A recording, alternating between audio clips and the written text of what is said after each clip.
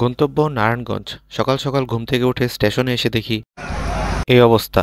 কি আর করার, এখন তো আর এই ট্রেনে যাওয়া যাবে না, অনেক বেশি ভিড়, এমনি মানুষ ঝুলতেছে। আর ওয়েট করতে করতে আরেকটা ট্রেন চলেও আসছে, আর আমরা ওই ট্রেনে উঠছি। দেখা যাক এই ট্রেন কতক্ষণ সময় লাগায় যাইতে। তো বলতে না বলতে ট্রেনও ছেড়ে দেয়, আর আমরা সুন্দর দৃশ্য দেখতে দেখতে কমলাপুরের উদ্দেশ্যে যেতে থাকি। আর অলরেডি কমলাপুর চলে আসছি, আর কমলাপুর অনেকদিন পরে আসছি আজকে। আর এখন যাব 8 নাম্বার প্ল্যাটফর্মে, ওইখান থেকে নারায়ণগঞ্জের আরেকটা ট্রেন আসবে আমাদেরকে নেওয়ার জন্য। 2 ঘন্টা ধরে বসে আছি আর ট্রেনের কোনো খবর নেই। এখানে বসে বসে আমি আর আলভি টিভি দেখতেছিলাম। ফাইনালি ট্রেন চলে আসছে, আর আমরা ট্রেনে উঠাও পড়ছি, যাইতেছিলাম এখন নারায়ণগঞ্জের উদ্দেশ্যে। দেখা যাক কতক্ষণ লাগে, প্রচুর ভিড় ছিল ট্রেনে। আর দেখতে দেখতে চলে আসছি, ট্রেন থেকে নাইমা ডাইরেক্ট রিক্সা নিয়ে নিলাম। আর যত দ্রুত সম্ভব কাজটা সাইরা এখন আবার কমলাপুর যেতে হবে। তারপর আর কি নারায়ণগঞ্জের অলি গলি রাস্তাঘাট সবকিছু ঘোরার পর এখন চলে আসছি বাস স্ট্যান্ডে।